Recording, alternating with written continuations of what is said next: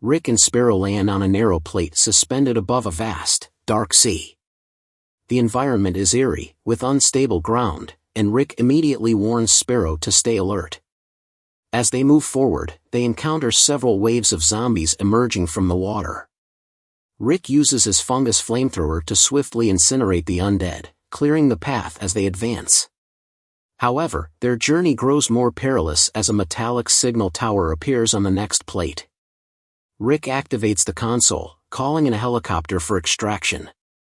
As they board the helicopter, Rick and Sparrow are taken to a new island, where they face an even greater threat, a massive, infected creature. Rick uses his G3 rifle to take down the giant in an intense battle, but the physical and emotional toll of the constant fight for survival begins to overwhelm him. Struggling with the trauma of past battles and isolation, Rick experiences a panic attack. Consumed by fear and desperation, Rick runs to the edge of Ark City and leaps into the sea, leaving his fate uncertain.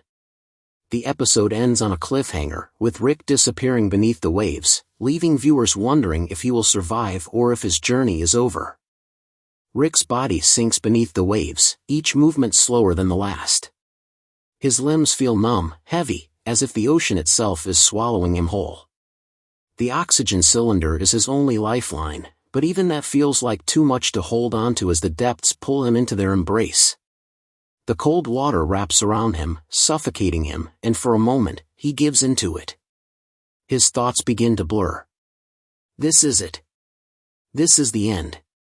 He's exhausted, mentally, physically, emotionally. Every battle, every loss, every failure comes rushing back, crashing over him like the waves. The guilt, the pain, it feels endless. I can't go on like this. The darkness starts to swallow him whole, but then, just as he feels himself drifting away, something pulls at his consciousness. A distant sound, muffled by the ocean, echoes through his ears. The hum of helicopter rotors, a reminder of a world above the suffocating sea, a world he thought was lost. His body jerks, instinctively trying to fight for air.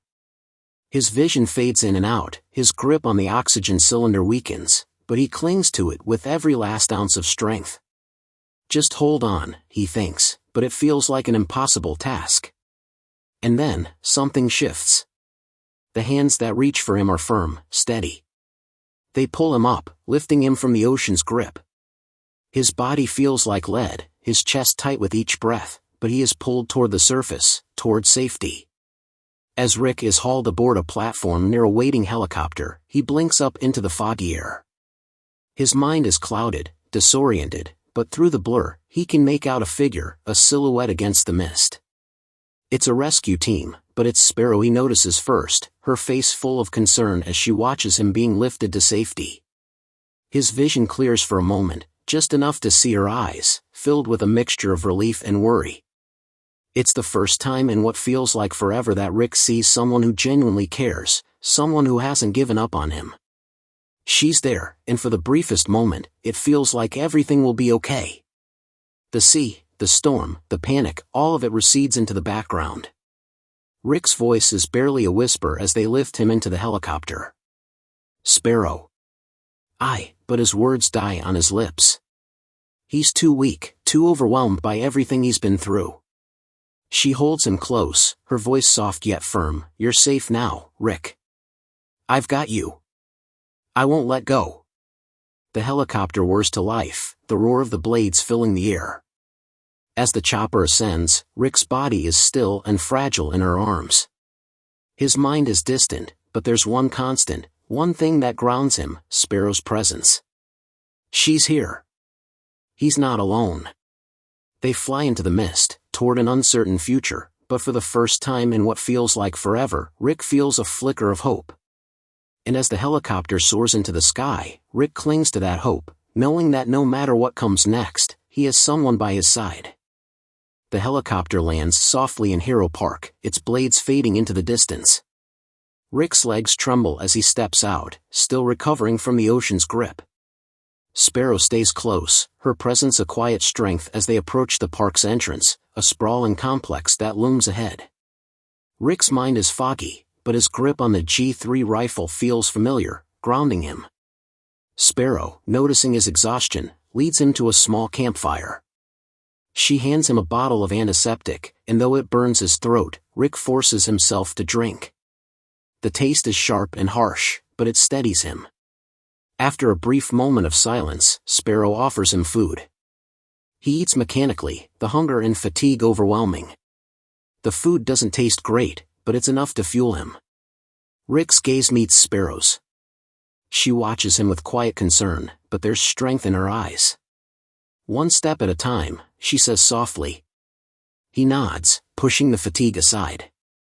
They stand, weapons in hand. Rick moves forward first, and Sparrow follows, their purpose clear. Whatever awaits them in Harrow Park, they face it together.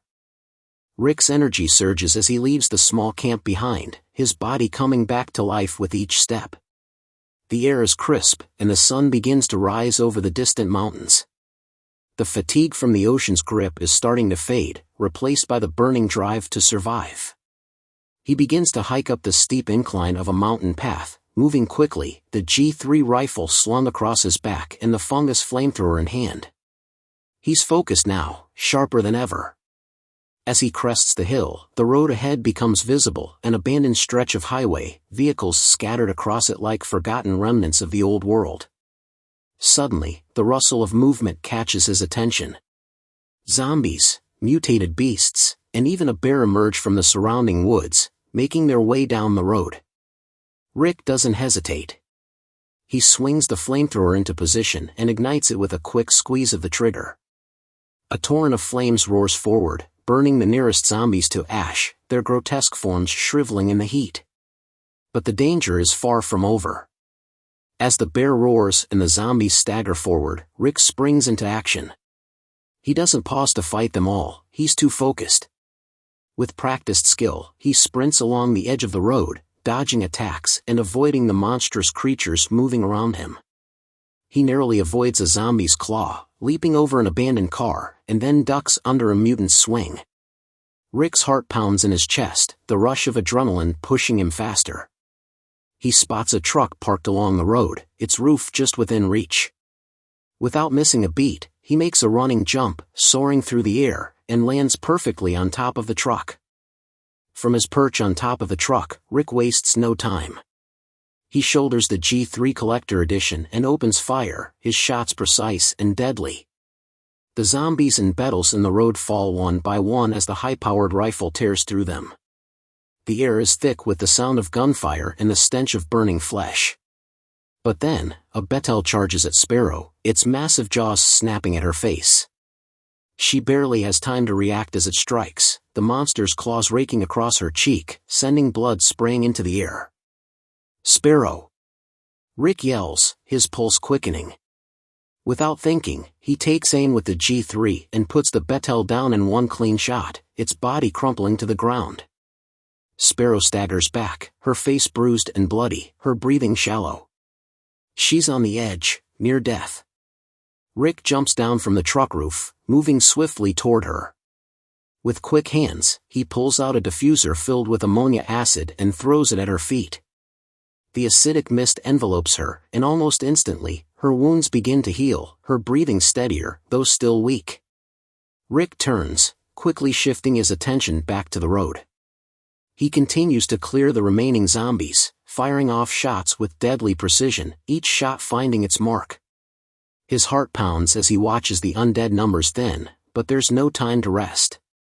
Without hesitation, Rick spots the entrance to Liven Park up ahead. The gate is guarded by giant, overturned boxes, but there's a clear path to leap. He sizes up the gap, takes a deep breath, and sprints. With a burst of energy, he leaps, his body soaring over the towering boxes as the G3 stays locked in his grip. He lands with a roll and immediately starts firing, clearing more zombies that spill out from the sides. Sparrow, still reeling from her injuries, staggers onto the truck's roof and, with great effort, jumps down. She runs to Rick's side, her steps heavy, but determination on her face. As they approach the lifter near the gate, Sparrow jumps, her body nearly collapsing from exhaustion, but she clings to the last of her strength and makes it onto the lift. Rick tosses another diffuser onto her from a distance, and once again, the healing mist envelopes her, this time more soothing and effective. He turns back to the zombies, clearing the last of them with rapid shots, his focus unwavering. The final zombie falls. Rick takes a deep breath, sweat dripping down his brow. As Rick and Sparrow step through the gates of Liven Park, they are greeted by a strange and eerie sight. Before them lies a massive labyrinth, walls of thick, green bushes spiraling in intricate patterns. The air is thick with the smell of damp earth and something more ominous, as if the park itself is alive and watching. Rick's heart races as he surveys the maze.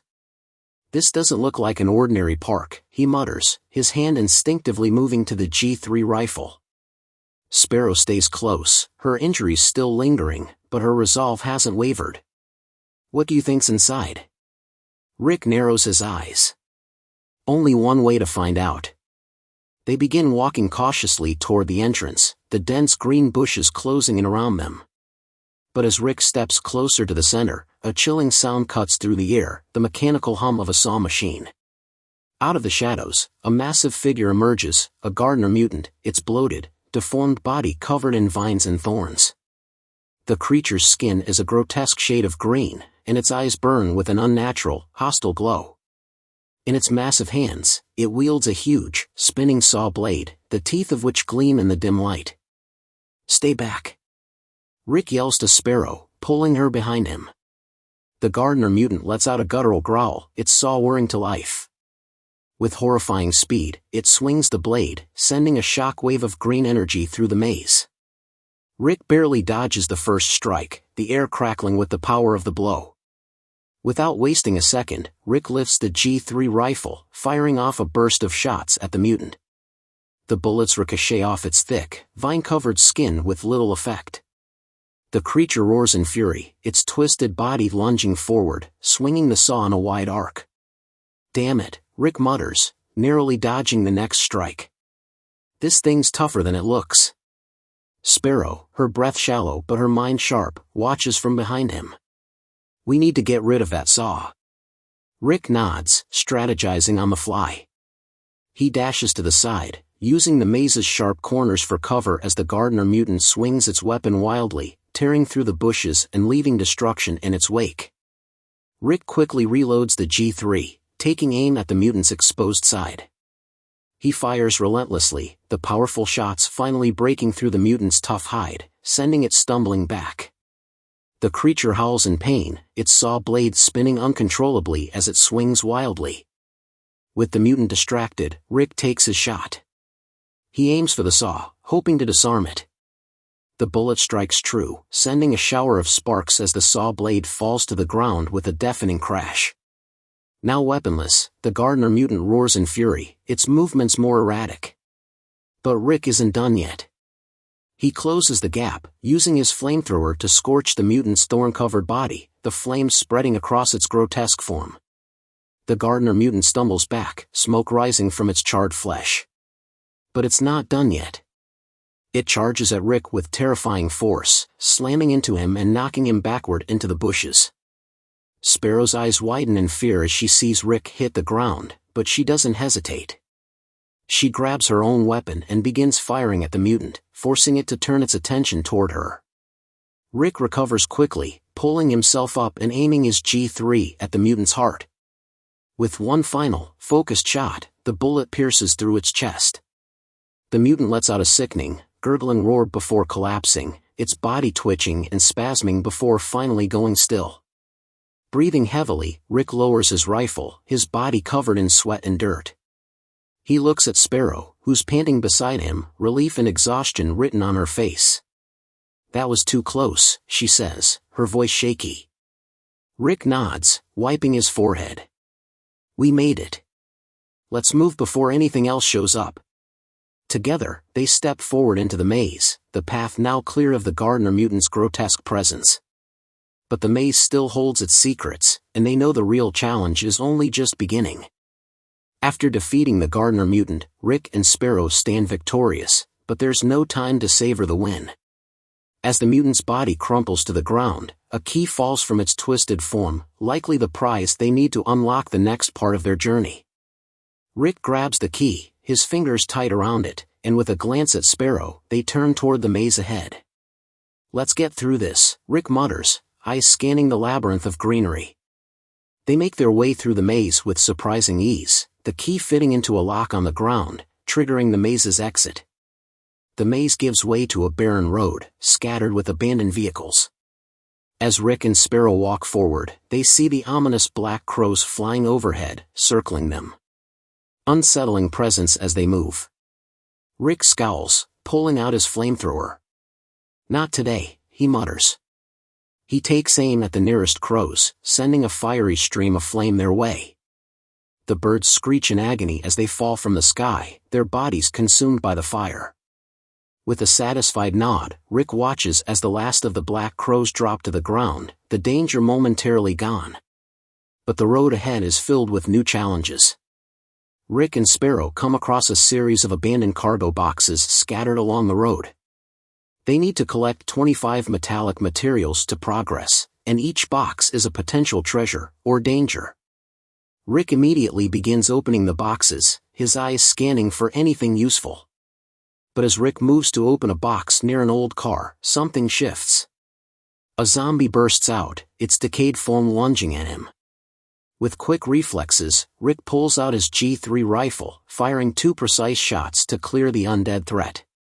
Sparrow glances around nervously. "This is getting old." Rick gives a wry smile. "Tell me about it." After clearing the zombies, Rick avoids touching the vehicles as much as possible, knowing that each contact could trigger another deadly surprise.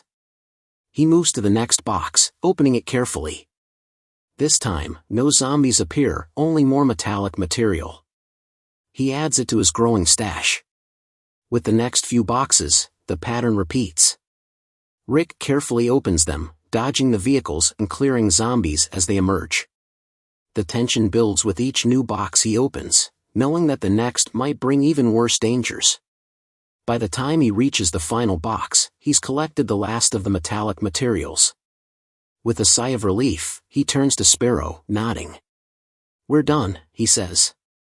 Sparrow, already worn out, nods back, a faint smile on her face. Finally. But before they can move on, the black crows reappear, this time in greater numbers, circling around them once more. Rick doesn't hesitate. With a sharp motion, he fires up the flamethrower again, sending a roaring wave of fire into the sky. The crows scatter, their bodies consumed by the blaze. Rick keeps the fire going until the last of the crows has fallen. He watches the ashes drift away, then turns to Sparrow. "Let's get out of here," he says, his voice steady. With the metallic materials secured and the crows cleared, Rick and Sparrow make it to a defense point, a key location on their path that needs reinforcement before they can continue. The area is partially exposed, and several weak spots in the perimeter make it vulnerable to zombie attacks. Rick looks around, assessing the situation. "We need to secure this place, fast," he mutters, his voice low with urgency. Sparrow nods, already pulling out tools and materials from her pack. "I'll patch up the weak points. You handle the rest." Rick doesn't hesitate, pulling out his flamethrower. As he steps forward, the air grows thick with the smell of decay. Almost immediately, the ground begins to shake, and zombies start emerging from the shadows, more than expected. "Here they come!" Rick shouts, his voice tinged with urgency. The flamethrower roars to life as he unleashes a wall of flames, scorching the first wave of zombies, turning them to ash in seconds. The heat radiates off the fire, but there's no time to relax. More zombies keep pouring in, their growls growing louder with every moment. Sparrow moves quickly, working to reinforce vulnerable points along the makeshift defenses, her hands steady despite the chaos around her. She patches up gaps, ensuring that the walls and barricades can hold. But just as she secures one weak spot, another zombie breaks through, forcing Rick to turn and burn them down with another burst of flame. "Keep moving, Sparrow. I've got this." Rick shouts over the roar of the flamethrower. The flames begin to clear the area, but just as they think they've secured the perimeter, the zombies keep spawning, more and more of them emerging from hidden places. The tension is palpable as the two survivors battle against the odds. Not enough. Rick mutters, gritting his teeth, and intensifies the flames, engulfing another group of zombies. His body aches from the exertion, but he doesn't stop. Sparrow continues reinforcing the defenses, working tirelessly while Rick holds the line. It's a grueling back-and-forth fight, but after what feels like hours, the last of the zombies fall to the ground in heaps of charred flesh. The area is cleared, and the defenses are stronger than ever. Sparrow wipes the sweat from her brow. That should hold. For now. Rick gives a short nod. Let's move. With the area secured, the two survivors continue down the road. The air is tense as they approach the next checkpoint. They move swiftly, careful to avoid the zombies, giant creatures, and boars that roam the path ahead. The sound of growling zombies grows louder, the ground beneath their feet trembling as giants stomp across the road, blocking their way. Rick motions for Sparrow to stay low as they duck behind a broken-down vehicle. They need to be quick, but they can't afford to be reckless. I'll clear the way. You just stay close, Rick whispers, already lifting his G3 rifle. Sparrow nods, ready. Be careful. Rick waits for the perfect moment. Then, with a deep breath, he steps out and starts shooting, clearing zombies and dispatching a giant creature that looms ahead. The recoil from the G3 rifle echoes through the air as he takes down target after target, working fast to clear the road. Sparrow keeps her distance, making sure to stay behind cover. Every so often, she pops out to take shots at any zombies getting too close. As Rick works his way forward, boars charge at them from the side, their tusks gleaming. Without missing a beat, Rick pulls out his flamethrower, blasting fire in all directions. The boars screech and stumble, some running away while others are engulfed by the flames. Sparrow winces as one boar charges directly toward her, but Rick is quick.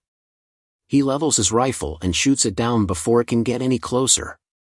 They make it to the checkpoint, but not without encountering more challenges. Rick takes a few deep breaths as he activates the checkpoint and waits for it to power up. Just then, a giant zombie emerges from the shadows, charging at Rick. He turns, firing his G3 in quick succession, landing shots right where it hurts. The creature stumbles, but it keeps coming.